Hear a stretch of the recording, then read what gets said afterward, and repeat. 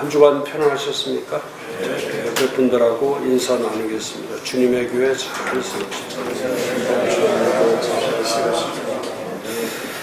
자, 오늘부터 한국교회 어디로 가는가, 어디로 가고 있는가. 코로나 이후에 신앙의 급격한 10가지의 변화. 그건 목회 참고용이 아니고요. 그건 목회 참고가 아니고 목회에 검증하셔야 됩니다. 이렇게 돼야 됩니다. 이 10가지는 반드시 검증하셔야지 신앙 형성이 이루어지는 신앙관. 그래서 지금 이제 신앙의 틀이 무너지면, 신앙관이 무너지면은 이제 오늘과 같은 사태가 벌어지는 거죠. 그래서 앞으로 이 10가지는 교인들에게 좀 많이 전달하셔가지고 코로나 이후에 어떤 신앙을 가져야 되는지 이제 분명한 그런 틀 작업이 이루어져야 됩니다. 첫 번째는 전통적 교회.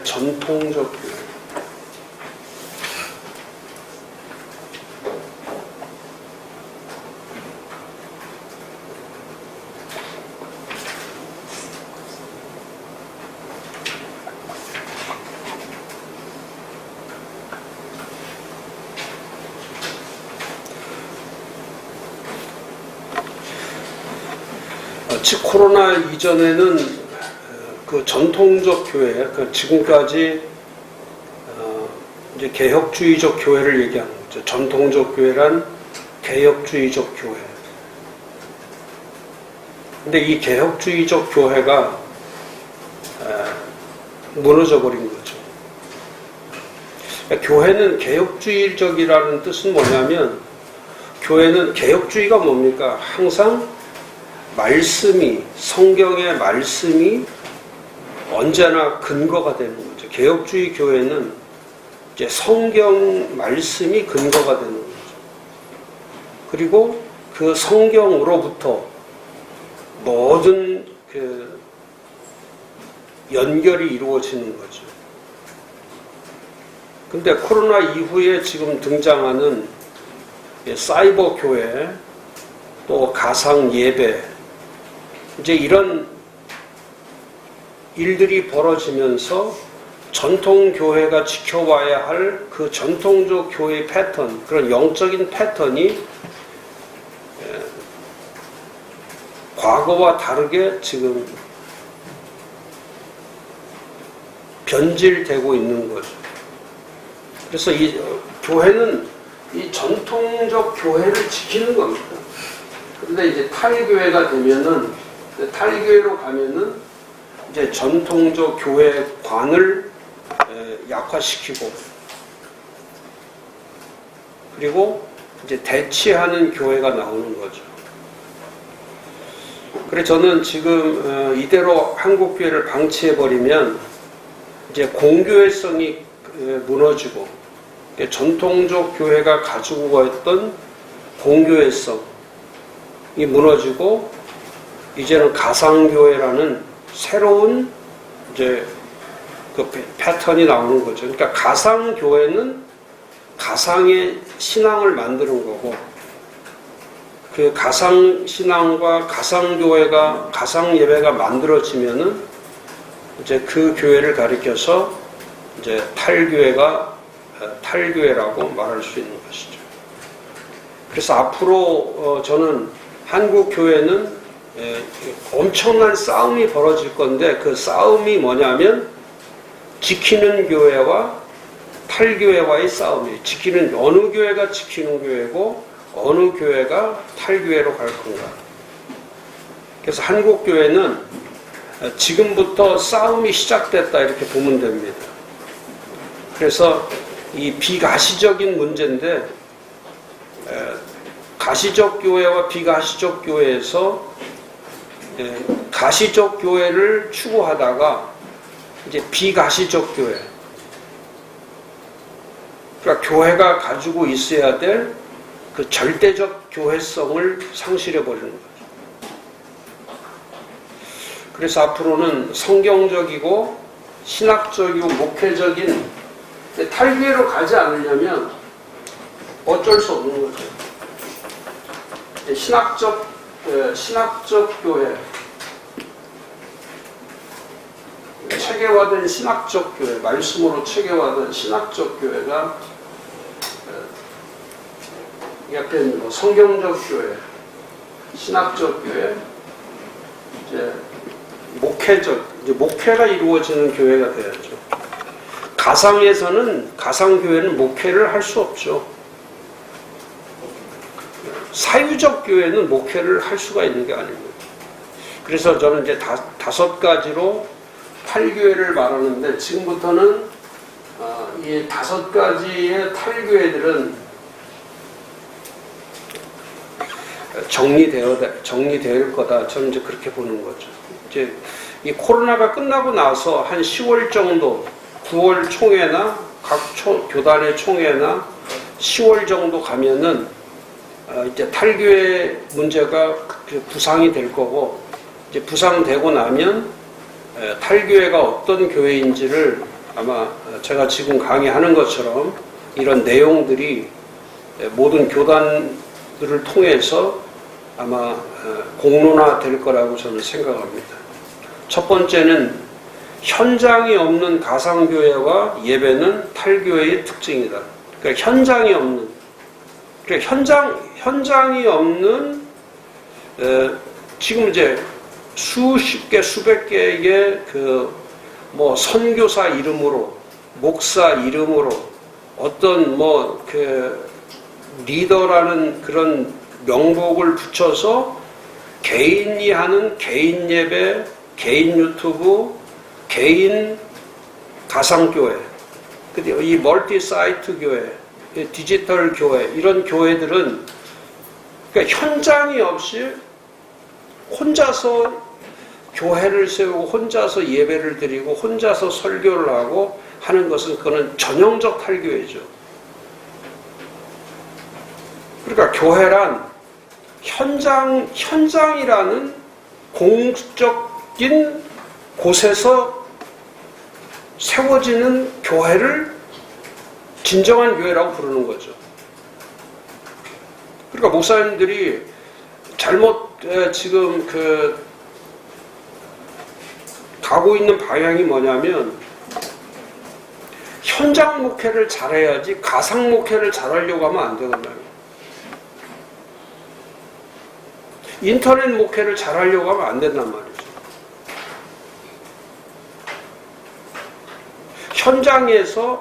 현장에 하나님께서, 이게 사실이잖아요. 실제와 사실. 그러니까 실제와 사실이 약하고 이 가상이 강하면 그거는 신앙이 아니죠. 그래서 첫 번째, 현장이 없는 가상교회는 탈교회다. 현장이 없는 가상 예배는 탈예배다. 이렇게 딱 정해서 우리가 신학적으로, 성경적으로, 신학적으로, 목회적으로 정확하게 정리를 하셔야 됩니다. 두 번째, 개혁 정통교회의 두 번째는 교단에 소속되지 않은 개인 혹은 사이버 교회와 예배는 이건 탈교회다. 그러니까 뭐 미국에서부터 또 뭐 아시아에서부터 또 한국에서부터 정통성을 가지고 있는 교단에 소속되지 않고서 개인이나 사이버 공간에 교회를 세우고 혼자서 1인 교회를 하고 있는 사람들은 그거는 전형적 탈교회다. 근데 목사님들이요, 엄청나게 많습니다. 그리고 지금 교회가 어렵다고, 개척교회들이 어렵다고 그래서 전부 다 얼리 지금 가고 있냐면, 현장 예배를 포기하고 본인도 이제 가상 예배로 가는 거예요. 가상 예배. 목사들이 그 다음에 이제 점점, 이제 앞으로는 점점 그렇게 될 겁니다. 이 교단에 가입되지 않는 그 이탈적 교회로 이런 코로나 사태로 인해서, 왜냐하면 비대면 사회로 가고 자꾸 그 집회나 이 모임이나 이런 것들이 자꾸 그 락다운 되면 이게 제재가 되고 또 그렇게 할 수 없도록 막아버리면 자연적으로 어디에 사람들이 관심을 갖냐면 이 비밀의 공간을 찾아가게 돼 있는 거예요. 그러니까 사람은요, 사람의 습성이 그거예요. 공개적인 것에 늘 노출된 사람은 이 사생활이 이게 지저분하지 않아요. 근데 공개적인 곳에 자주 나타나서 공개적인 행위를 하는 사람은 이 사적인 그런 사생활이 그렇게 복잡하지 않죠. 근데 지금 문제는 뭐냐면 지금 사회 자체가 이제는 이 스마트폰과 인터넷과 이런 사이버 공간으로 사람들이 전체가 다 움직여 버린 거예요. 그러니까 그 안에서는 좋은 일보다 나쁜 일들이 훨씬 더 많이 일어나는 거죠. 공개적인 공간에 있을 때는 그런 일들이 일어나지 않아요. 근데 기계 앞에서 계속 혼자서 있으면 그건 딴짓을 할 수밖에 없는 거죠. 목사님들도 그런 거 아닙니까? 제가 우리 목사님들한테 늘 말씀드리잖아요. 유튜브 보지 말라고.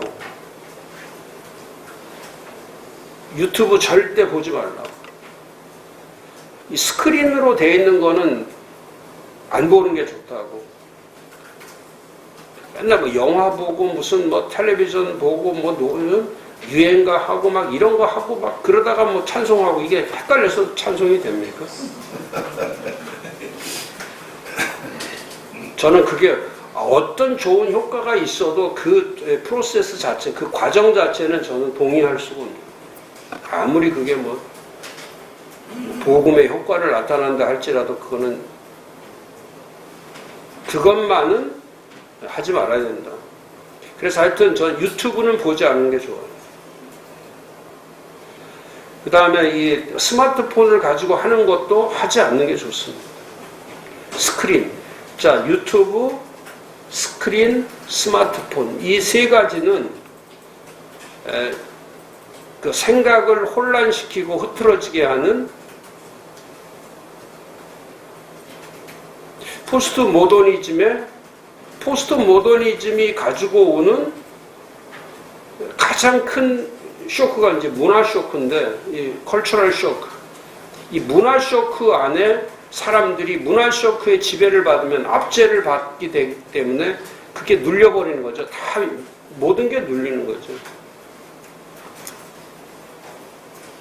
이 영혼의 파괴, 심령의 파괴, 그 다음에 마음의 파괴, 사고의 파괴, 의지의 파괴, 이런 모든 파괴 현상이 그 생각이 이렇게 흐트러질 때 나오는 거죠. 혼란할 때. 근데 지난주에도 제가 말씀드렸잖아요. 세 가지가 엄청 중요하다고. 이럴 때는 생각을 모으는 거. 여러 개를 자꾸 보면 안 된다고. 성경이라고 하는 이 말씀의 생각을 이 말씀으로 모으는 작업을 해야 되거든요. 전체가 모으는 거. 근데 이것저것 보기 시작하면은 이게 성경 볼 시간이 없죠. 요즘에 성도들 진짜 성경 깊이 안 보거든요. 목사님들도 마찬가지죠. 그러니까 생각이 집중이 안 되기 때문에 두 번째, 핵심을 파악해야 되는데 핵심이 없는 거예요. 너무 들은 게 많고 너무 본 게 많으니까 이 보고 들은 것에 대해서 정확한 핵심 파악이 안 되는 거죠.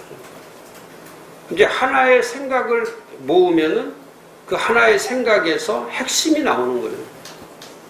그러니까 요즘 설교는 장황하게 늘어놓는데 핵심 파악이 안 되니까 세 번째, 실체에 집중해야 되는데 실체가 없죠.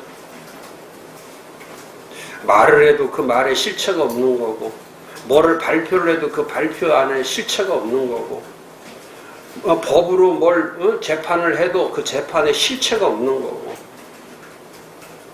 그러니까 지금은 누가 말을 해도 믿지 않고, 재판 결과가 나와도 믿지 않고, 무슨 선거를 해도 믿지 않고, 설교를 해도 믿지 않고.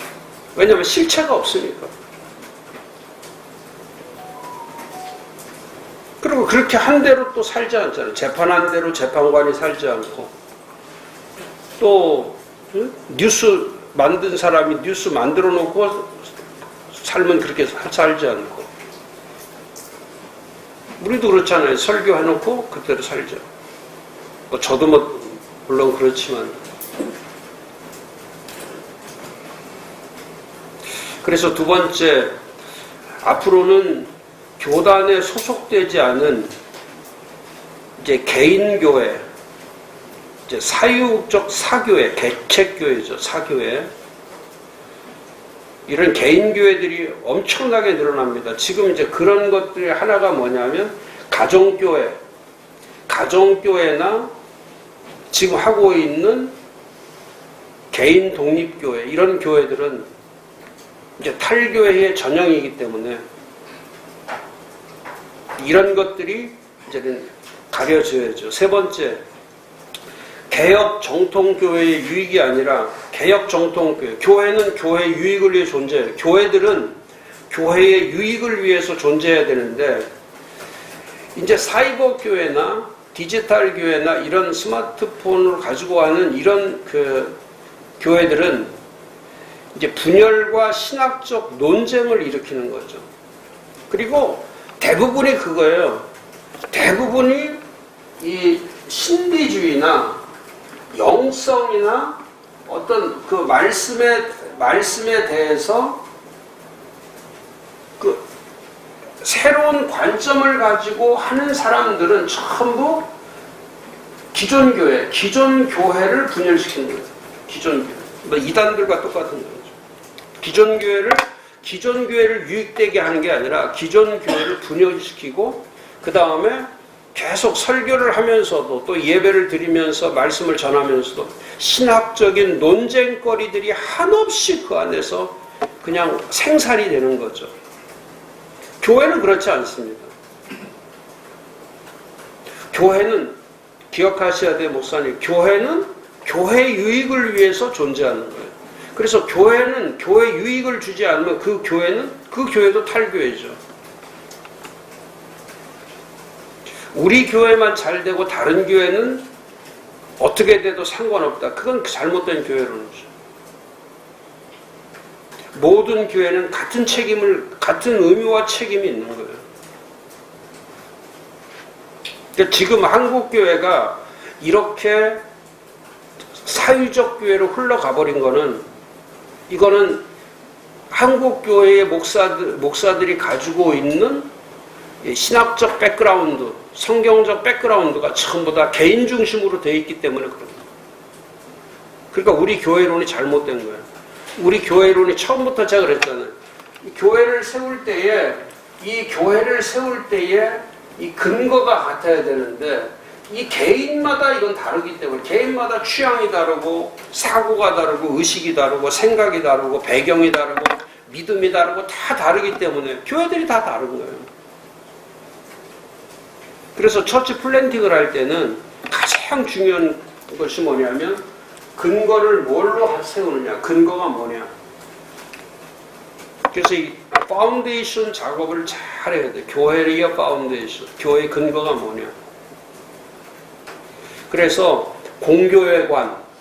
공교회관이라는 게 뭡니까? 아주 중요하잖아요. 공적 교회.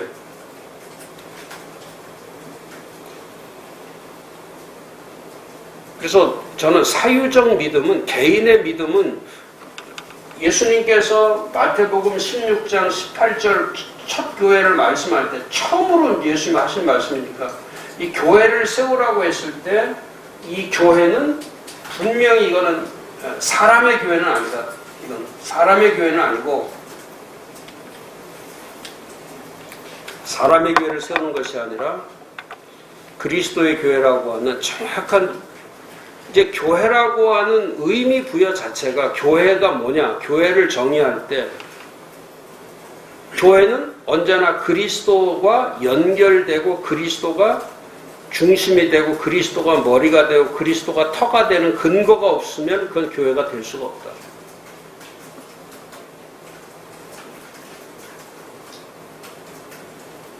근데 뭐 개척 예배 드릴 때, 창립 예배 드릴 때 목사님들 저도 뭐 순서 많이 맡아서 가서 축사도 하고 뭐 설교할 때도 있고 그렇지만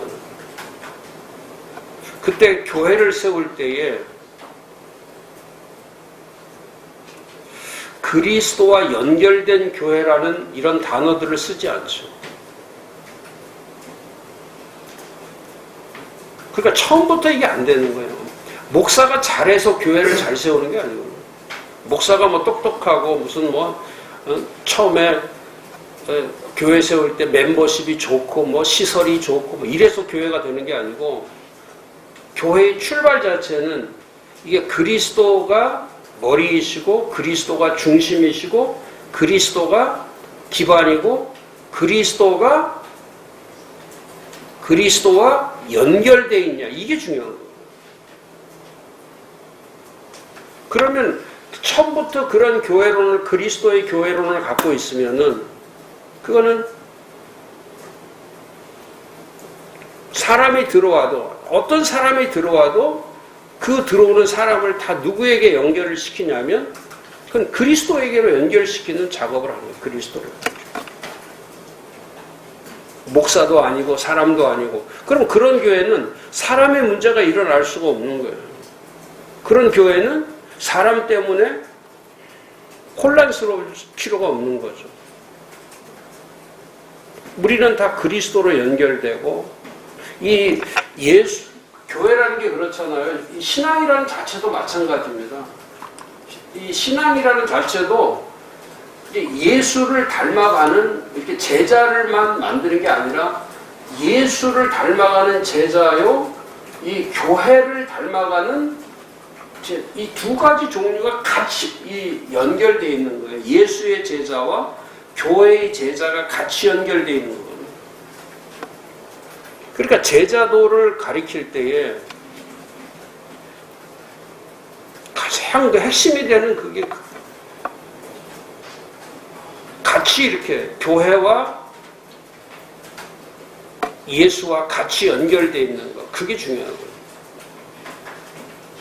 그 다음에 네 번째는 정상적인 신학 과정과 교회로부터 인정되는 공식적 네트워크 교회가 아니면 탈교회다. 그러니까 지금 유튜브처럼 유튜브에서 막 메시지를 막 특별하고 유별난 메시지를 이렇게 내는 거 그런 예배 또 개인이 만들어가는 그런 가상적 교회 그거는 신학 과정 형성이 어떻게 돼 있는 것도 알 수 없는 거고 그 다음에 교회로부터 인정된 공식적 네트워크가 아니기 때문에 그건 그 교회로서의 존재성 자체에 교회가 가지고 있는 존재성 자체가 그건 잘못되는 거죠. 그 다음에 마지막 다섯 번째는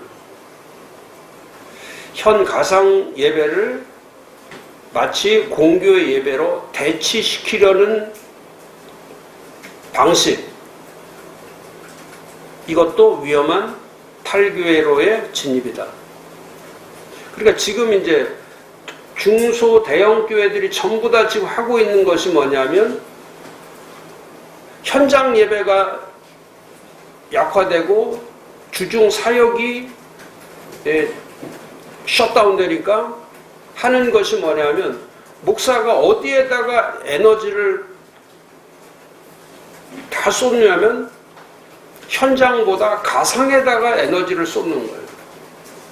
그리고 이제 그렇게 됐을 때는 이제 신앙의 영적 패턴이 바뀌는 것이 뭐냐면 현장에서 가상으로 바뀌어 버리니까 마치 이제는 교회 안 나와도 상관이 없고 예배를 안 나와도 상관이 없고 기도 안 해도 괜찮고 헌신 안 해도 괜찮고 모든 게 이제는 벌써 한 4개월에서 5개월이 지나니까 이 목사님들도 이 문화에 익숙해져 버리고 성도들도 이 문화에 익숙해져 버리고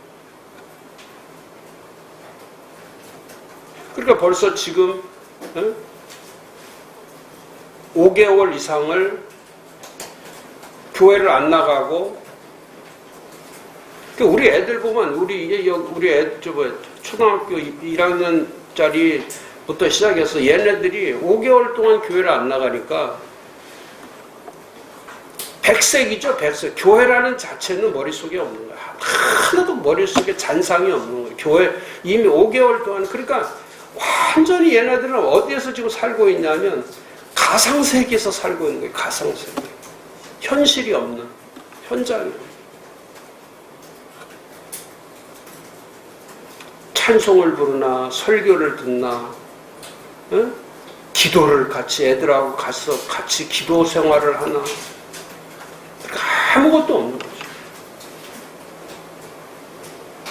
근데 그게 이제 체질이 돼버리면은 어렸을 때부터 교회 가는 게 불편해지는 거예요. 그리고 예배 시간에 이제 가서 제자리에 앉아 있는 거 보면 집에서 편한 대로 텔레비 보고 싶을 때 텔레비전 보고 인터넷 볼 때 아무 스마트폰 아무 때 좀 띡소리만 해도 엄마가 빨리 그냥 바로바로 돼. 근데 예배 시간에 앉아서 1시간 동안 그 몸을 다 정리정돈되게 예배를 드리는 그 몸으로 만들어진다는 거는 그건 어른들도 마찬가지예요. 자유한 자기가 편리주의적 예배관을 가지면은 그건 무너지는 거죠. 그래서 문제는 이제 탈교회가 전통교회가 쇠퇴하고 탈교회가 급부상하기 때문에 이제 거기에서 큰 피해가 뭐냐면 이제 탈신앙관이 만들어지는 거죠. 그래서 공교회는 사라지고 이제 개인 중심의 탈신앙관이 만들어지기 때문에 이제 기존 교회로 나오는 거는 제가 이번 주에는 제가 기독교 신문들이 거의 저 연구소에 들어오는데 메이저 교단 거는 다 들어오니까 제가 보면서 이번에 놀란 게 뭐냐면 교회 매물이 어마어마하게 많아졌어요. 교회 매물이.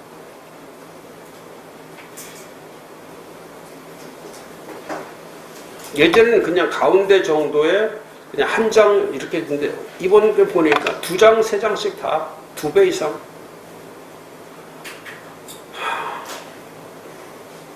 그러니까 벌써 이 전통적 교회가 지금 이제 견뎌낼 수가 없는 거죠. 견뎌내기에 왜냐하면 이걸 예배를 2월 첫 주부터 예배를 계속 드린 교회들은 버텨가요. 버텨간다고. 그게 힘이 에너지가 있단 말이죠.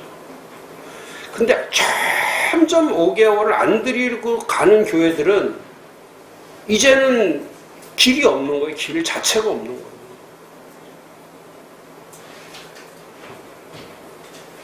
그러니까 이게 그 무서운 것, 한번 길을 떠났을 때, 한번 길을 떠나고 나서는 그 길로 돌아온다는 거는 그거는 진짜 저는 그건 불가능하다고. 조금 힘들고 어려워도 지키는 거는 엄청나게 중요하다고. 그게 그 자체가 중요한 거다. 지금은 그 성장이 중요한 게 아니에요. 부흥이 중요한 게 아니에요. 지금 무슨 행복하고 성공 이게 중요한 게 아니에요. 지금 가장 중요한 단어는 하나밖에 없어요. 지켜내는 거예요. 지켜내는 거예요. 모든 거, 교회, 예배, 기도, 신앙, 다 이거 지켜내는 거예요, 지켜내는 거예요. 새로운 걸 하는 게 아니에요. 특별한 거 하는 거 아닙니다. 지금 교인들 데리고 뭐 예배 드릴 때 거기서 뭐 은혜 많이 받고 뭐 그게 중요한 게 아니라 지킬 것을 지켜가는 교회. 그게 가장 지금 그런 교회가 마지막까지 생존력을 갖는 교회라고.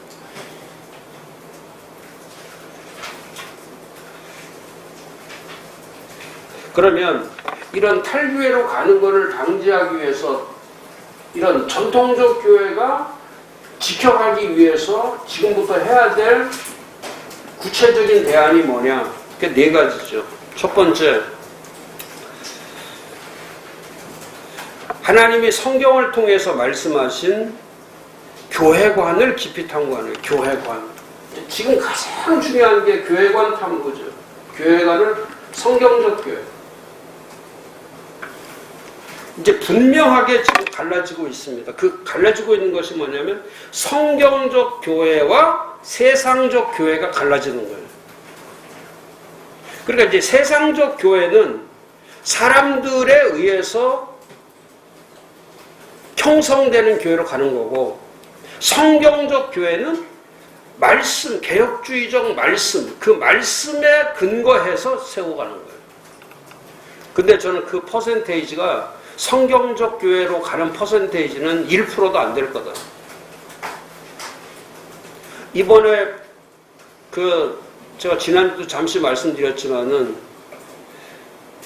5월 4일부터 어제까지 5월 4일부터 6월 10일까지 그 제2차관보가 발표한 거 보니까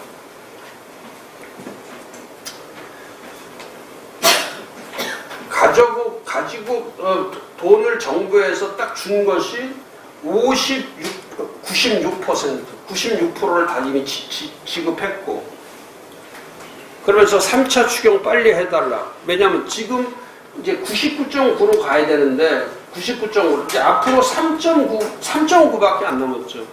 그게 다 줬어, 돈 다 줬어.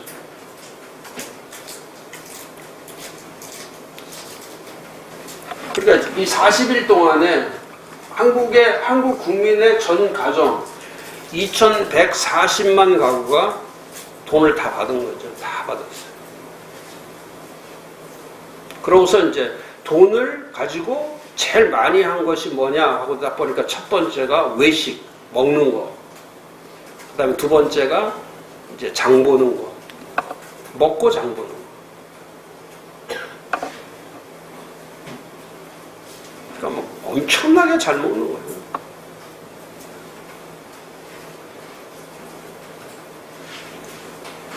그래서 저는 이제 이런 사고 자체를, 이런 사고가 이건 성경적 세계관이 아니고 이게 전형적인, 이게 세속적 세계관.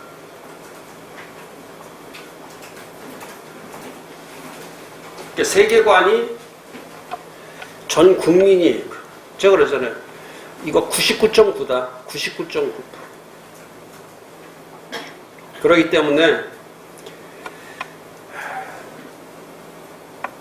여기에는 뭐 예수 믿는 사람도 다 포함되어 있는 거고, 다 포함되어 있는 거죠. 그러면 이거를 어떻게, 항상 마찬가지예요. 코로나가 뭐든지, 코로나의 문제이든지, 또 이 돈의 문제가 생기든지, 또 교회가 문제가 생기든지, 그 문제 해결하는 거는 처음에 본질을 확인하면 되거든요. 코로나의 본질이 뭐냐? 코로나의 본질이 뭐냐? 근데 본질을 찾아가면 돼. 돈의 본질이 뭐냐? 또 교회의 본질이 뭐냐? 그 본질로 가면은 전부 다 그 원인을 찾아내는 거예요. 코로나의 결과가 중요한, 몇 명이 죽냐 그게 중요하지 않아요.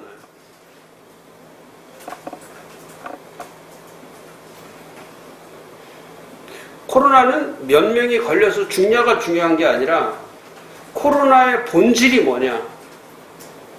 코로나의 본질은 그건 인간이 해결할 수 없는 거예요. 이건. 인간이 해결할 수 있는 가능성이 0%. 이건 없어요. 우리가 해결 못해요, 이거. 그럼 이거는 제가 그랬죠. 이건 재앙의 문제보다 더 큰 것은 하나님의 경륜이다. 경륜과 섭리, 하나님의 의도적 뜻, 이거를 찾아야지.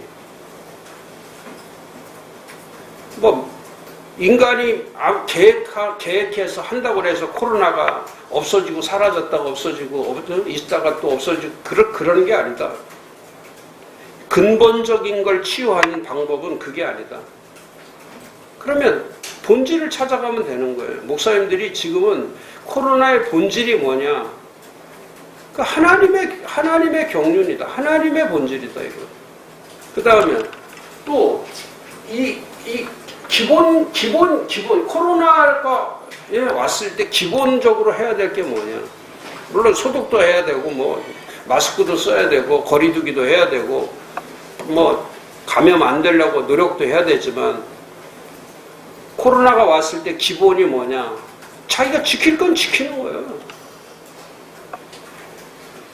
이렇게 주말에 강원도에 그냥 이번 주 주말에 강원도에 그냥 모든 그 차가 다닐 수 없다는 거 아닙니까? 그렇게 싸다니면은 여기저기 다 놀러 다니고 밥 먹으러 다니고 여기저기 뭐 춤추러 다니고 이럴 때는 그냥 교회 와서 기도하고 그래야죠. 제주도 다니고 그러면 그러니까 기본기를 무너뜨리면 안 되죠. 그 다음에 그 문제를 해결하기 위해서는 가장 중요한 게 질서죠. 그러니까 교회에 문제가 생겼을 때 또 돈에 문제가 생겼을 때 이런 거를 풀어가는 방법은 본질과 기본과 질서를 찾으면, 근데 지금은 다 이게 본질 파괴, 기본 파괴, 질서 파괴이기 때문에 지금 다 파괴된 거 아닙니까? 지금 본질이 어디 있어요? 다 수단 방법. 그러니까 뭐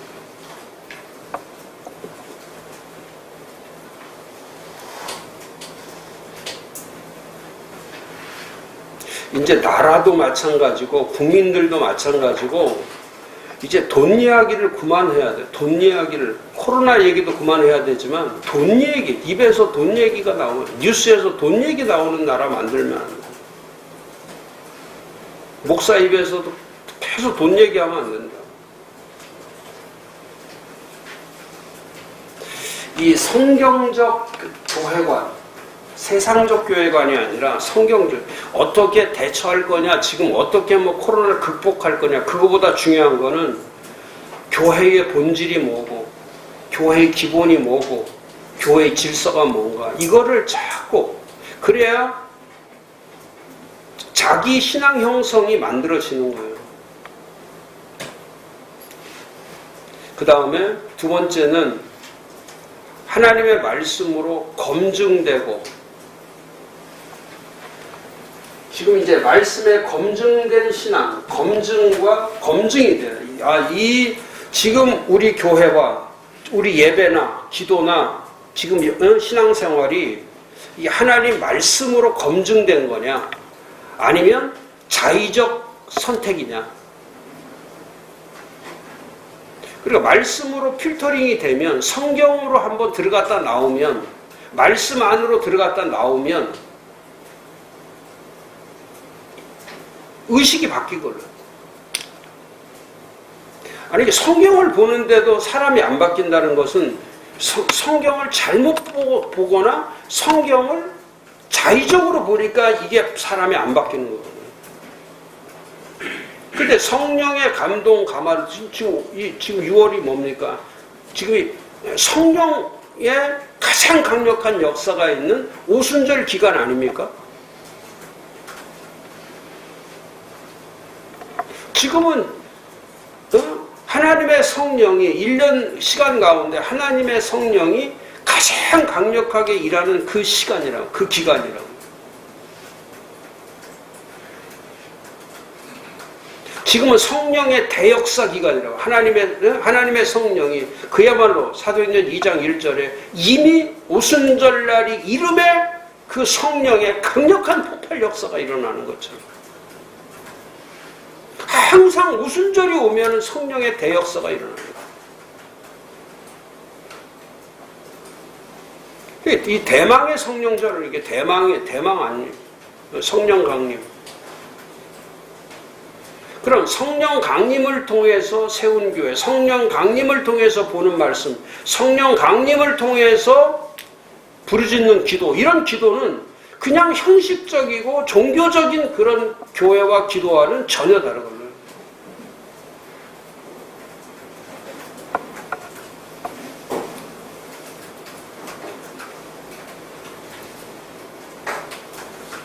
우리 화요 클래스에서 나온 어떤 목사님이 제가 지난주에 강의할 때 샤우팅 하라고 그러니까 교회 가서 설교 시간에 보통 때보다 한 2배로 크게 샤우팅을 했다는 거예요, 설교를. 그리고 끝나고 나니까, 그런데 지난주가 재직회 하는 시간인데 재직회 때 어떤 집사가 일어나더니 그러더라고요. 왜 갑자기 소리를 치시냐고. 그렇게 하지 마시라고.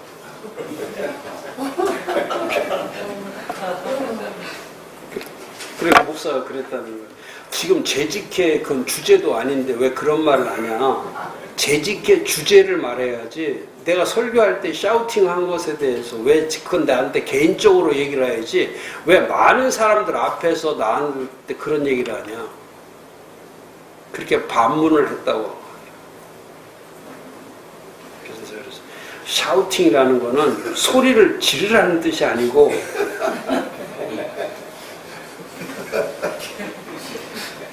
용기를 내라는 뜻이다. 그냥 2배로 소리만 지르면 뭐하냐.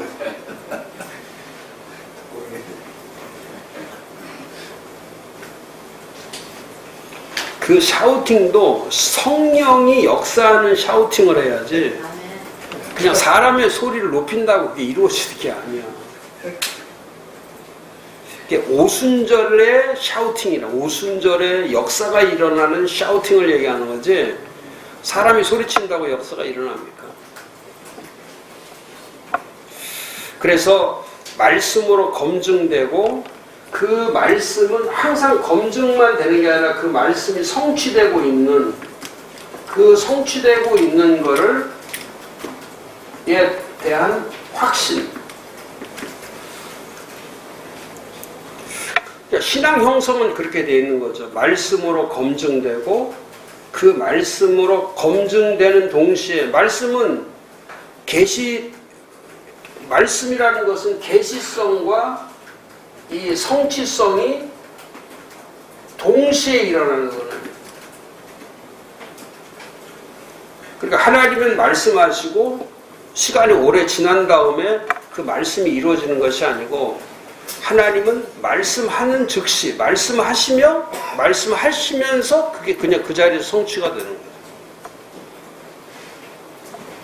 거예요. 하나님과 사람의 다른 점이 그거예요. 우리는 아무리 말을 해도 이루어지지 않지만은 하나님은 말씀하시면 다 이루어져요. 그러니까 말씀의 계시성과 성취성이 동일시되는 거예요. 동일시되는 거예요. 교회가 가장 중요한 게 그거죠. 말씀의 계시성만 있는 게 아니라 교회는 말씀의 성취성을 갖고 있기 때문에 교회는 이 세상의 어느 것과 비교할 수 없는 절대성을 가지고 있는 거예요.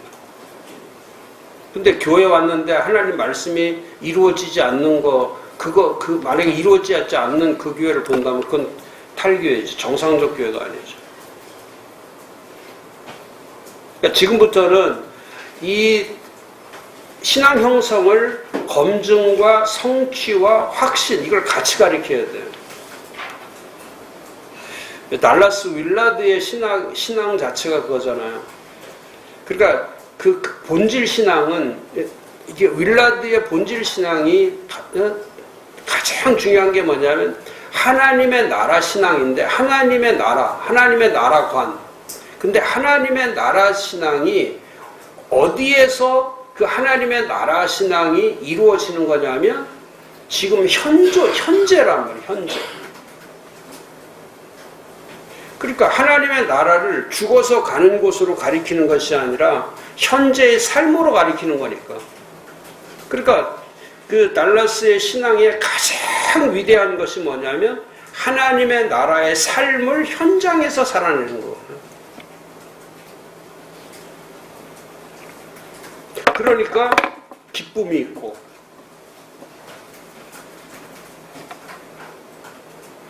그래서 그 달라스 윌라드가 썼던 말 가운데 참 강의할 때마다, 사람 만날 때마다, 설교할 때마다, 집필할 때마다 항상 썼던 세 가지 단어가 있잖아요. 행복하신 하나님, 그 다음에 우주에서 가장 기뻐하시는 하나님, 우주에서 가장 기쁜 존재. 그러니까 행복하신 하나님, 우주에서 가장 기쁜 존재, 존재하기만 해도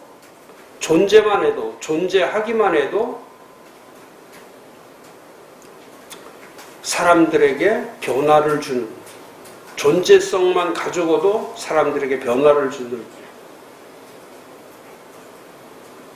그래서 달라스 윌라드의 삶에, 하나님의 나라의 삶에 가장, 하나님 나라는 뭐냐? 윌라드의 한마디 표현이 그 기가 막힌 거 아니에요? 하나님의 나라란 기뻐하는 곳이다. 기뻐하는 곳. 그럼 이 세상의 삶이란 뭐냐? 그리스도의 이 세상 삶이란 뭐냐? 기쁨으로 사는 것이다. 그러면 예수님의 삶은 뭐냐? 제자들에게 내가 너희들에게 줄 수 있는 거는 기쁨을 충만케 하는 거다. 그 다음에 처음에 누가복음 10장에 예수님이 이 땅에 오신 거는 큰 기쁨의 좋은 소식을 주는 거다. 그래서 기쁨의 신학 아닙니까? 기쁨의 신학. 하나님의 나라는 기뻐하는 곳, 그리스도로 살아가는 삶은 기쁨으로 사는 것.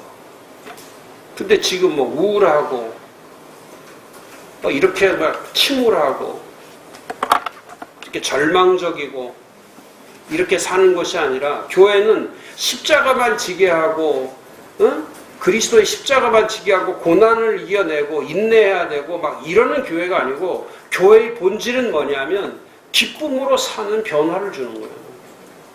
그러니까 지금 기뻐할 수 있는 거예요.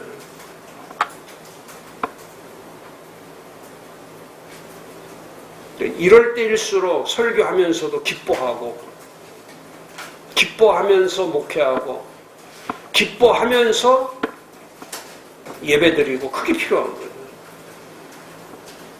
왜? 그런 삶을 가리켜서 말씀으로 검증되고 말씀으로 성취된 확신 가운데서 사는 삶이 그런 삶이라는 거예요. 그 다음에 세 번째는 하나님이 하신, 교회에 주신 기존 규칙을 지키는 거예요. 기존의 규칙. 그래서 선택을 잘못하면 안 돼. 지금까지 교회가 해왔던 거, 주일 지키는 거, 기도하고 사역하고 지키는 걸 하셔야 되는 거예요. 근데 그것 기존 규칙까지 어기면서 예배 안 드리고 기도도 안 하고 사역도 안 하고 전도도 안 하고 아무것도 안 하면 그건 하나님의 일할 수 있는 전혀 동기부여가 안 되는 거죠. 그다음 마지막 하나는 전통적 개혁교회가 지켜오던 이 표준 예배관.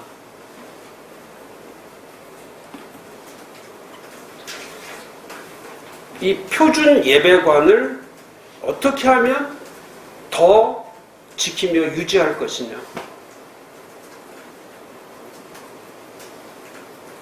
지금은 사람들이 제일 싫어하는 것이 성경적이라는 단어, 교리적이라는 단어, 또 제도적이라는 단어, 이런 단어들을 사람들이 거부하는 거죠. 그래서 지금은 편리주의, 사람들이 이제 편리주의가 인본주의예요. 그 인본주의가 개인주의예요. 그러니까 편리주의, 인본주의로 가면 이제 개인주의적 사고가 발달하기 때문에, 그러니까 그 개인주의적인 사고가 발달하면 공동체관이 무너져 버립니다. 그러니까 코로나 이후에 한국 교회는 이제 공동체라는 이 하나님이 주신 교회의 속성이 파괴가 되는 거죠. 그게 무서운 거예요.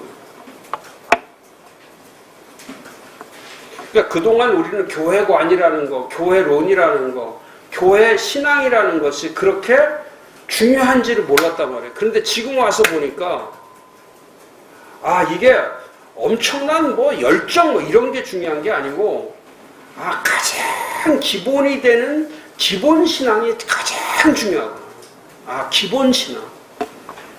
이 높낮이가 없이 흔들림이 없이 앞뒤 좌우가 다르지 않은 높낮이가 없는 이 보편적 신앙. 참 저는 교회를 정의할 때 성경적 교회가 참 저는 그 성경적 교회에 언제나 하나이며 거룩하고 보편적이라는 이 단어에 저는 참 하나님이 우리에게 주신 가장 큰 선물이 뭐냐면 모두에게 보편성을 준 거라고. 예외성이 없어. 하나님에게는 예외성이 없습니다. 하나님은 특별한 사람이 없어. 하나님에게는. 그래서 하나님은 참 저는 이 세 단어가요. 하나님은 공의적이고 하나님은 공평하시며 공평하시고 하나님은 보편적이시다. 이 단어가요. 얼마나 이게 힘이 나오는지 진짜 힘이 되고 언제나. 그러니까 비교 대상을 상대성을 가질 필요가 없어요. 누가 잘 되면 그거 배 아파할 필요 없어요. 누가 안 돼도 그 안타까워할 필요 없어요. 그게 하나님의 공의적이며 하나님의 공평적이며 하나님의 보편적인 일이죠. 그건 보편적. 우리가 볼 때는 섭섭하고 우리가 볼 때는 절망적이고 우리가 볼 때는 인간적으로 볼 때는 안 된 것 같이 보이는데 하나님이 보실 때는 그거는 공의적이고 공평한 거고 그것은 하나님 보실 때 보편적인 거예요. 그러니까 우리의 시각으로 저거는 나쁜 놈이다 욕할 필요 없죠. 저것도 보편적이다. 저런 인간들이 있어줘야 또 좋은 사람도 있구나. 또 좋은 사람을 보면서 저렇게 왜 좋게 사냐? 할 필요도 없는 거지. 저것도 보편적이구나. 그래서 화낼 것도 없고 슬퍼할 것도 없고 기뻐할 것도 없고 그게 하나님의 시야로 볼 수 있다는 거. 그게 이제 표준적인 거죠. 표준 예배고. 이 네 가지는 이 전통적 교회를 지키기 위한 방법이죠. 이게. 그 다음에 또 하나는 그러면 어떻게 하면 교회 활동을 쇠퇴하지 않는 활동으로 가기 위해서는 어떻게 해야 될 거냐. 이제 교회 활동 자체가 마비되니까 교회 활동이 그러니까 지금 이제 주일도 그렇고 주중도 그렇고 또 목회 자체가 2월부터 지금 6월까지 왔는데도 불구하고 제대로 정상화가 안 되는 거죠. 제가 지난주에 잠시 말씀드렸지만 이 목회의 이 기둥이 무너지는 거예요. 7가지 기둥이 무너지니까 그러니까 이 7가지 기둥이 무너지면 교회는 자연적으로 쇠퇴하는 거예요. 왜냐하면 기둥이 무너지는데 이 건물이 존재하겠습니까? 이거는 교회의 심장입니다. 7가지는 교회의 심장과 같아요. 교회의 심장이고 기본이고 교회가 살 수 있는 건강도. 그래서 이건 활동 정상화로 가기 위해서 7가지를 회복시키는 것이 가장 중요하다. 그래서 교회 활동을 회복시키기 위해서 해야 될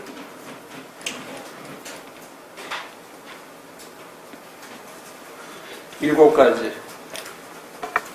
첫째가 예배죠. 월십. 예배.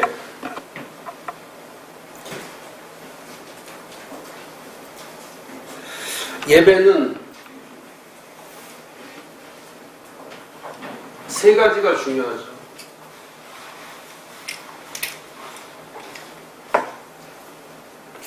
예배는 가치행위입니다. 가치행위. 가치행위라는 것은 하나님에게 가장 소중한 가치를 지닌, 하나님에게, 인간이 하나님에게 할 수 있는 가장 소중한 가치행위가 예배예요. 인간이 하나님에게 할 수 있는 가장 소중한 가치, 그게 예배의 가치. 그러니까 예배란 하나님 중심이죠. 하나님이 중심이 되는 인간의 가치 행위예요. 그러니까 예배는 잘 드리냐, 주일 성수하냐 그 문제가 아니고 하나님의 가치 인정한, 하나님의 가치를 인정하는 거예요. 이 월십 자체가 영어가 뭐예요? 월시라고 하는 여기 이 월시죠. 월시 가치는 가장 가치는. 그럼 이 세상에서 가장 가치 있다는 건 그 가치의 존재는 누구냐면 하나님을 얘기하는 거예요. 가장 가치 있는 존재 하나님. 그러니까 예배는 가치 행위이다. 예배는 수단이 아니에요. 예배는 지금 우리처럼 예배는 종교적 행위가 아니에요. 가치 행위, 종교 행위가 아니고. 그러니까 이제 가치 행위가 가치관 형성이 안 되기 때문에 코로나가 오니까 교회로 못 나오는 거죠. 가치 형성이 돼 있는 사람은 그건 다르죠. 죽음이 와도 사람이 그 죽음이 와도 죽음과 맞바꿀 수 있는 가치를 소유하고 있으면은 그 죽음을 넘어서는 삶을 사는 거죠. 이미 죽었으니까. 제가 암 걸렸을 때 그런 생각한 적이 있거든요. 14년 전인지 벌써 14년 됐는데 그때 만약에 그냥 가버렸으면은 지금 뭐 살고 있는 거 이건 뭐 진짜 이건 덤으로 주는 거, 덤으로 주는 거, 덤으로.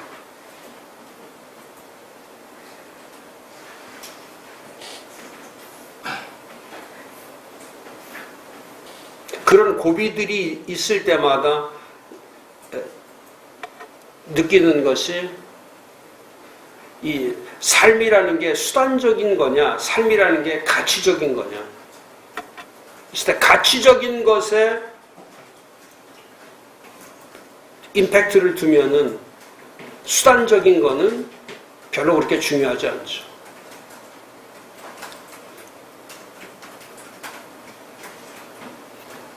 요즘은 제가 좀 진짜 많이 안타까운 게 그런 겁니다. 사람들이 몰려있는 곳이 두렵죠. 저는 진짜 저는 사람들이 이렇게 모이는 곳이 두려워요. 사람들이 모이는 곳. 왜? 사람들이 모이는 곳이 정상적이어야 되는데 사람들이 모이는 곳이 비정상적이니까. 모이면 비정상적이에요.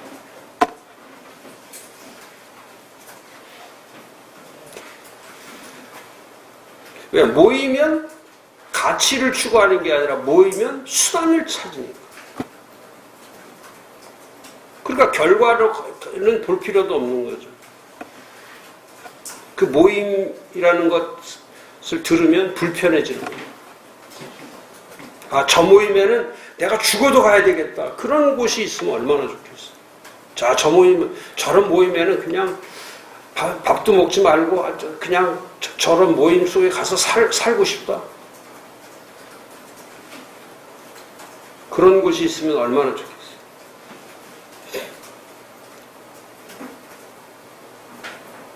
목사님들이 연구소 나오실 때 그런 마음에 만분의 1이라도 있으시면 이곳이 보배가 되는 거죠. 진짜 이곳이 보배가 돼요. 저는 진짜 여기 추국에 있는 게 저는 진짜 보배가 나요.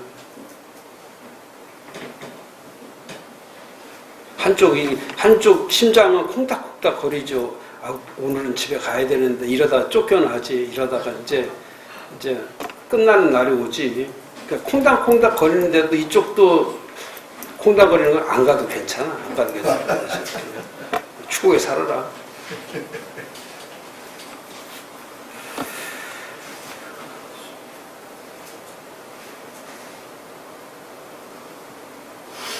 예배란 수단 행위가 아니라 가치 행위다.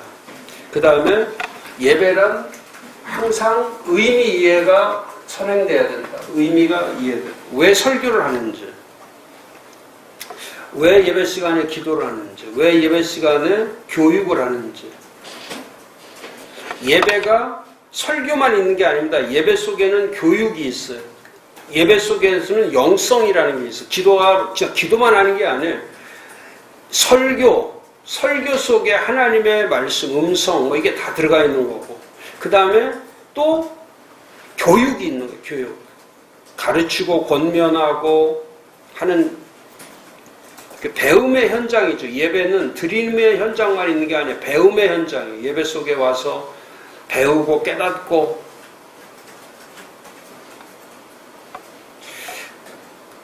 그러니까 그리스도인에게 주는 가장 큰 만족은 어디에서 오냐면 그리스도인들이 가지고 있는 만족과 행복은 어디에서 오냐면 배움에서 와요. 진짜 배움. 하나라도 배울 때에 그 만족이라는 것은 이루만한 거예요.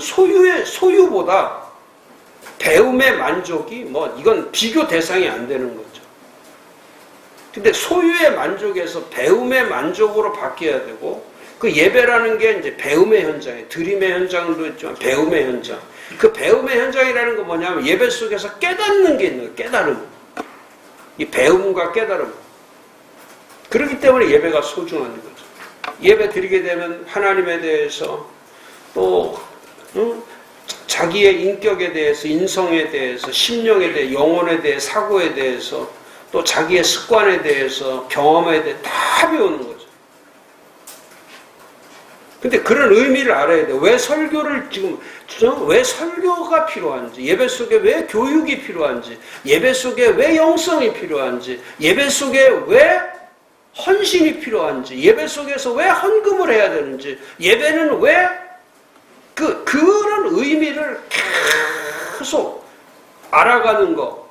그게 느끼는 거죠. 계속 느껴가는 거예요.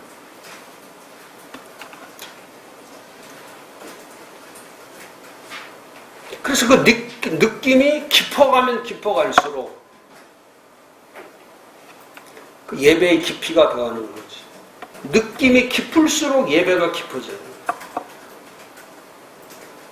그래서 제가 이제 코로나 전에는 설교 중심이기 때문에 눈과 귀로 보는 예배였어요. 보통 예배, 일반적 예배는 눈으로 보고 그 다음에 귀로 듣는 예배였는데, 앞으로는 그렇게, 이제는 코로나 이후에는 목사님들이 그걸 바꿔서 이제 몸으로 드리는 예배로 바뀌어져야 돼요. 그리고 눈으로 보고 귀로 듣고 손으로 펴고 보고 그러니까 이제 성경 중심의 설교, 성경 중심의 예배, 이런 것들이 뭐냐면 가르침 중심으로 가라는 거예요. 지금까지 우리가 실패했어요. 그 실패, 저는 과감하게 좀 얘기합니다. 우리가 세계관의 실패를 했어요. 그 세계관의 실패라는 게 뭐냐면 코로나 이전과 코로나 이후에 한국교회가 이렇게 5월 31일 한국교회 예배 회복되지 않았거든요. 전혀 되지 않았거든요.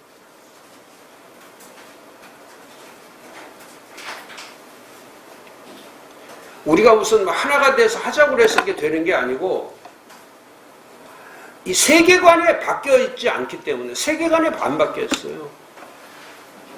코로나 이전 세계관으로 지금도 살고 있으니까. 그러니까 전부 다 돈놀이 하는 거고, 전부 개인주의가 되는 거고. 근데 의미를 이해하면 오늘은 왜 설교가 필요하고, 오늘은 왜 나에게 교육이 필요하고, 왜 나에게는 영성이 필요하고, 왜 내 이 인성이나 이런 성품이 왜 바뀌어야 되고. 예배는 성품을 바꾸는 거거든요. 품격을 바꾸는 거예요. 예배 드리고 나면 이 변화된 성품의 사람으로 만들어지는 거예요. 마음의 혁신이 일어나는 거예요. 삶의 혁신이 일어나기 전에 마음의 혁신이 일어나요. 그래서 이런 세속화된, 더럽고 추하고 탐욕스럽고 타락하고 이런 것들을 불의하고 부정하고 막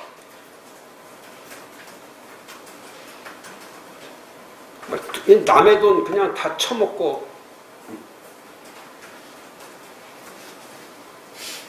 그런 거는 안 돼. 그렇게 살면 안 돼. 그런 의미를 이해할 때 오늘도 설교를 왜 들어야 되고, 오늘도 왜 예배 시간에 영성이 필요한 거고, 왜 깨끗하게 살아야 되는지,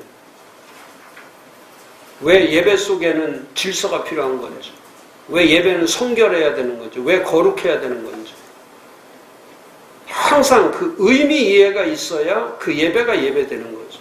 그 다음에 이제 항상 임재 경험, 하나님의 임재를 경험하는 거, 예배 속에서 임재를 경험하는 거. 임재를 경험한다는 뜻은 하나님과 자신이 연결되는 거예요. 연결. 하나님과 자신이 예배 속에서 지금 하나님과 나와 연결되어 있고, 그걸 가리켜 임재라고 그래요. 하나님과 나와 연결되는 상태를 하나님의 임재라고 하는 거죠. 그러니까 예배는 사람과 사람과의 한 몸만 되는 게 중요한 게 아니에요. 예배는 사람과 사람으로도 연결됐지만 이 사람과 나와 하나님과의 연결되어 있는 임재성을 가질 때,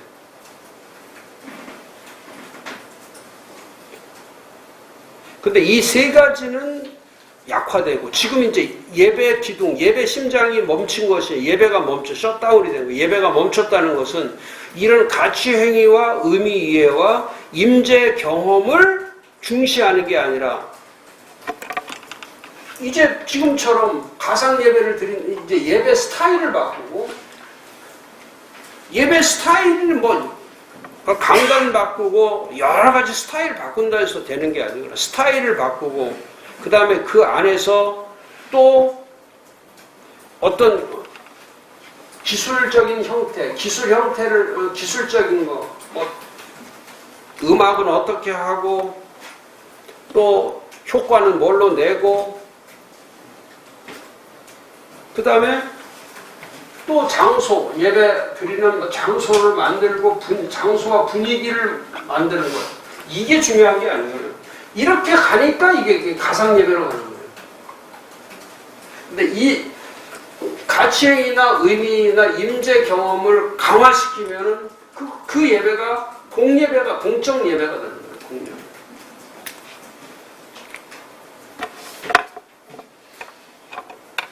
그러니까 지금까지 우리가 추구했던 예배가 무슨 예배냐면 가시적인, 이게 가시적인 거죠.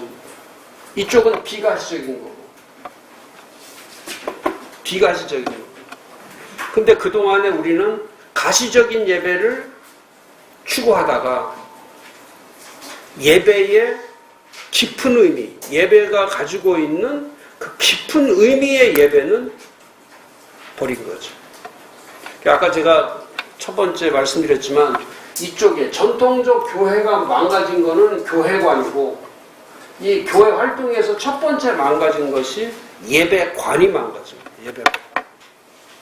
그러니까 그 진정한 예배가 뭐냐, 하나님이 원하시는 예배가 뭐냐, 이제 이런 예배에 대해서 다시 배워야 돼. 다시 처음부터 다 다시 배워야 돼요. 교회관, 예배관, 신앙관, 이거 전부 다시 배워요.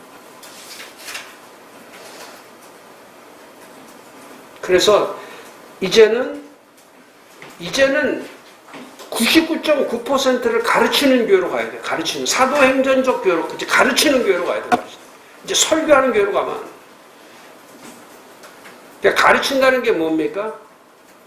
그걸 지켜낼 수 있도록 지침을 주는 거예요. 지침을 주고 또 읽히고 반복하고 단순한 걸 반복하고. 그 제일 잘한 게 사도들이 그거예요. 성전에 있을 때나 집에 있을 때나 예수를 그리스도라 가르치는 것과 하나님 나라를 전파하는 것에 집중하는 것. 그거를 계속 반복하는 거예요.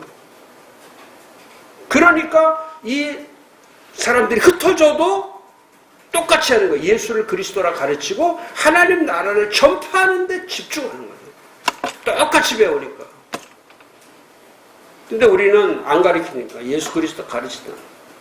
이번에 우리 월요 클래스에 어떤 목사님이 월요일날 오면서 이번에 제가 강의했던 거 재앙과 고난된 성도의 신앙점 이렇게 만들었어요. 이렇게 책을 다 만들어가지고 여기 보니까 참 막 줄을 검은 줄, 빨간 줄, 파란 줄. 그러니까 2월 3일부터 제가 특강을 한 거죠. 2월. 그러니까 1월 셋째 주도 있고 넷째 주도 있는데 그 다음 거부터 책을 만드는데 2월 3일부터 쭉 특강한 거. 그래서 뭐 참고할 건 참고하고 버릴 건 버려야 돼. 뭐 다 잘했다는 게 아니라.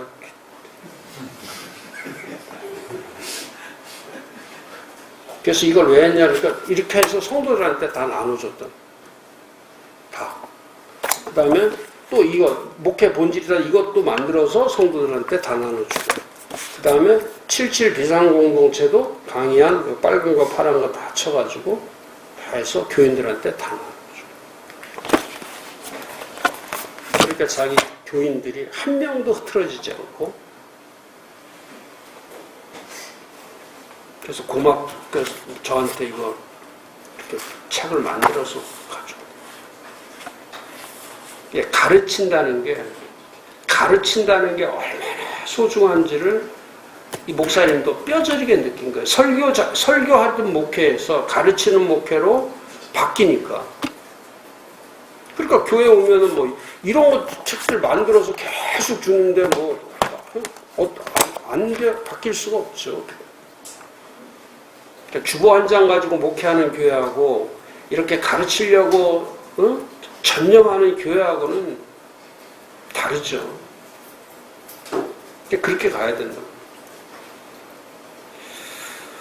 자, 첫 번째는 교회 활동을 회복하려면 예배 심장을 뛰게 만들어. 예배의 심장. 예배라고 하는 심장이 움직여야 돼. 작동해야 돼. 예배가 작동해야 돼. 예배.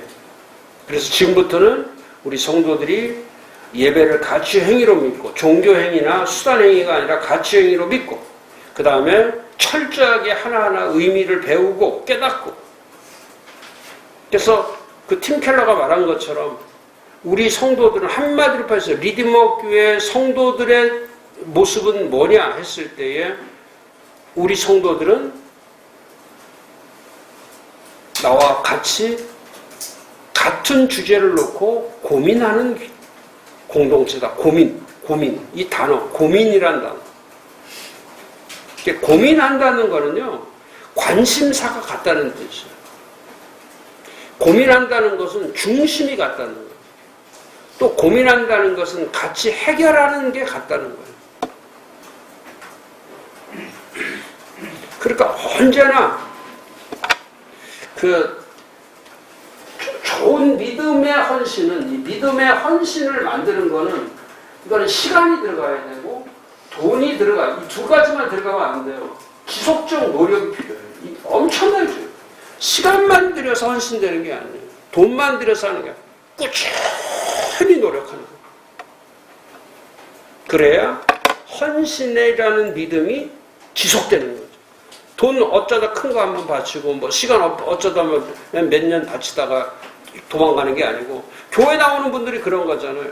한번 교회 나오면 죽을 때까지 평생을 그 노력을 하는 게 그 사람이 헌신자거든요. 어제 반짝 이렇게 뭐 하다가 그냥 도망가는 게 아니고.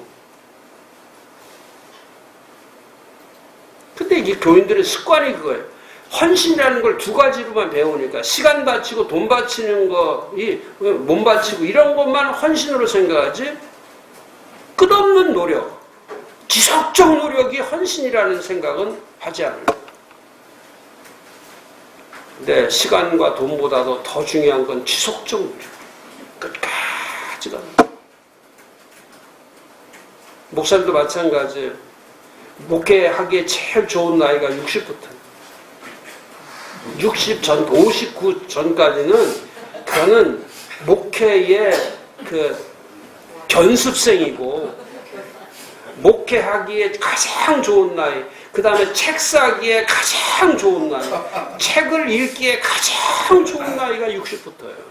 아멘. 할렐루야? 아멘. 그래서 60부터 책 사는 버릇을 길러요. 책 사고, 연구소 책 무조건 막 볼 필요 없는 거예요. 그냥 사다만 나와도.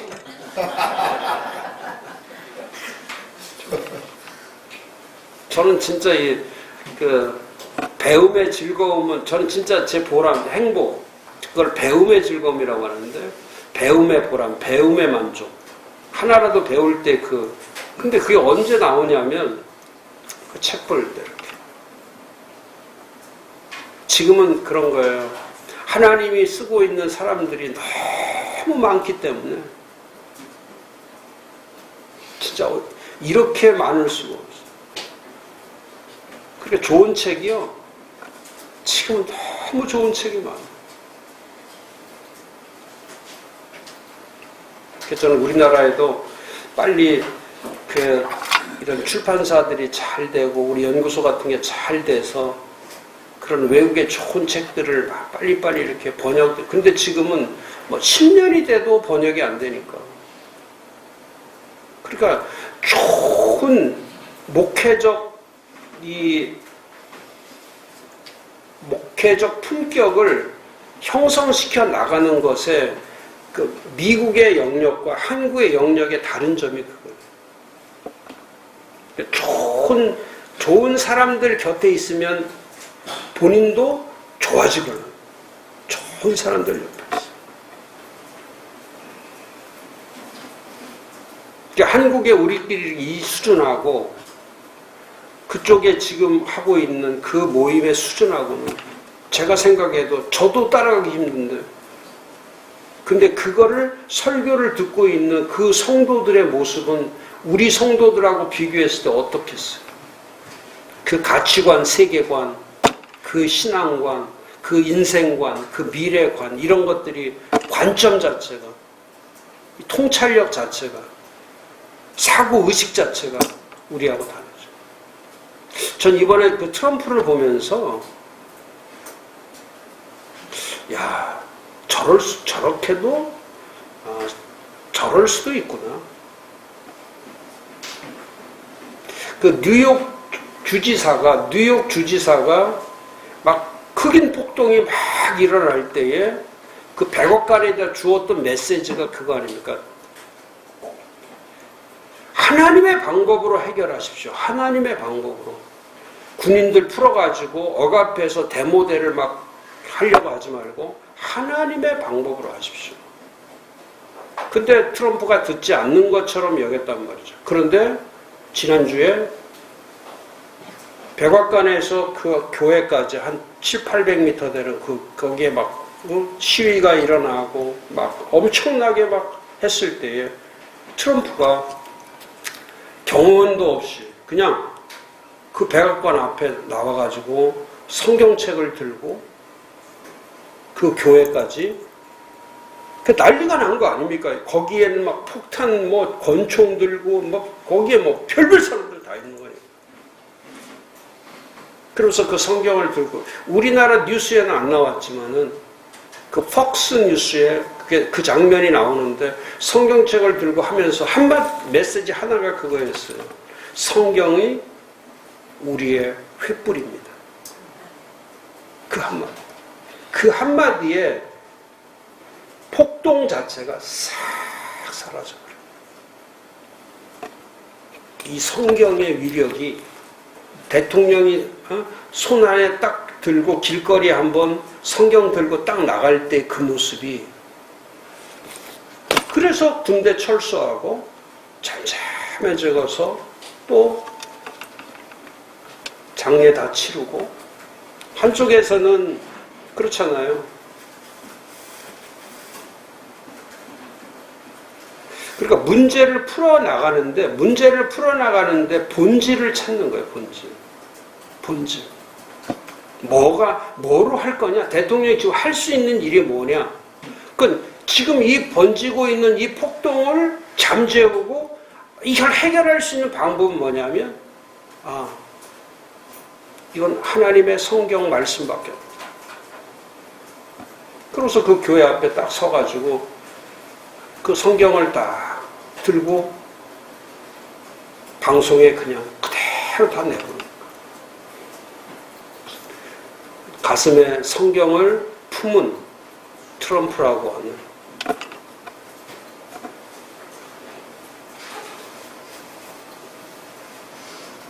그게 본질이고 기본이고 그게 질서를 얘기합니다.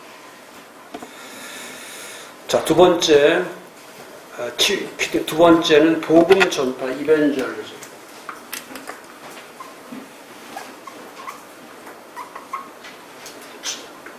전도라고 하는 것보다 복음 전파가 중요하죠. 복음 전파. 이 복음 전파가 교회의 심장입니다. 근데 지금 복음 전파가 셧다운, 중단이 되니까 멈춰버렸죠. 그럼 복음 전파라는 게 뭐냐? 전도라는 게 뭐냐? 이건 항상 이 복음화를 노력해야 돼요. 복음화.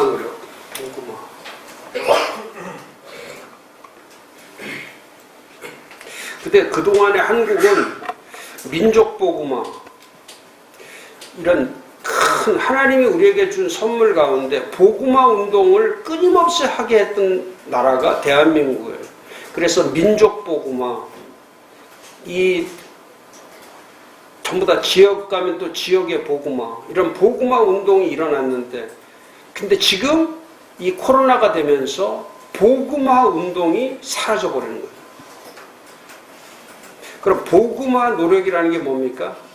자신의 신앙을 믿지 않는 사람들과 믿지 않는 사람들을 위해서 계속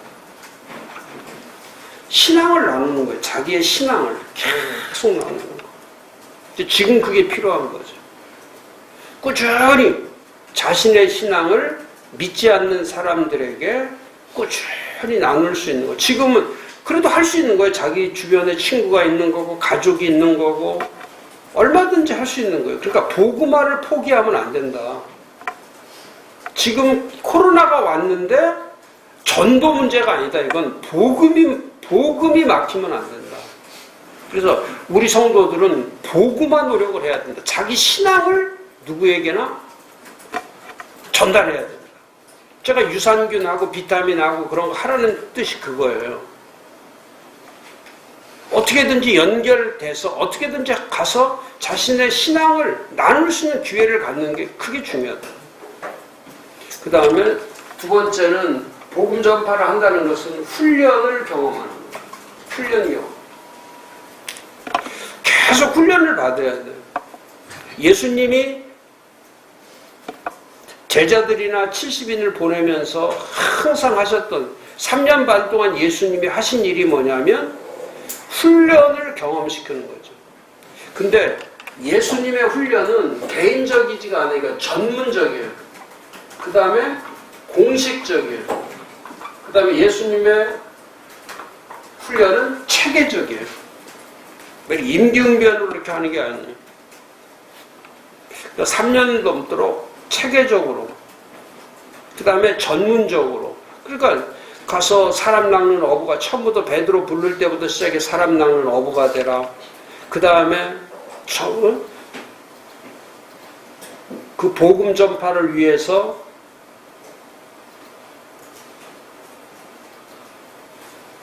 사람들끼리 짝을 지어서 누가 보면 15장이 있는 것처럼 그냥 전략적인 거죠. 근데 지금은 코로나 때문에 이런 전문적이고 공식적이고 체계적인 훈련이 교회들마다 멈춰버렸기 때문에, 그러니까 훈련받지 않는데 거기서 사람이 만들어진다는 건 그건 불가능해요.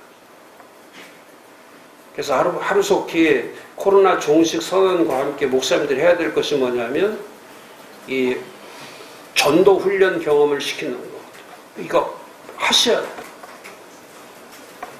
그 다음에 세 번째, 복음 전파라는 거는 관계를 지속하는 거다. 관계 지속. 그래서 개인적 관계를 유지하고, 불신자와의 불신자. 끼리끼리만 모이는 게 아니라 복음 전파를 위해서 관계를 지속하는 거. 그 지난주도 잠깐 말씀드렸지만 복음 전도의 효과는 어릴수록 좋아요. 그러니까 어릴수록 좋습니다. 그래서 5세에서 13세가 32%, 그러니까 제일 높아요. 5살에서 13살까지. 그러니까 전도할 때는 꼭 타겟을 목사님들이 해야 되는 것이 작년 전도만 하려고 하면 안 돼요. 5세에서 13세가 32%, 제일 어려운 나이가 14에서 18세, 14살에서 18살까지가 4%, 그 다음에 19살에서 죽을 때까지가 6%. 그러니까 장년이 돼서 예수 믿는 거는 훨씬 더 어렵습니다. 그러니까 지금도 이 코로나 사태는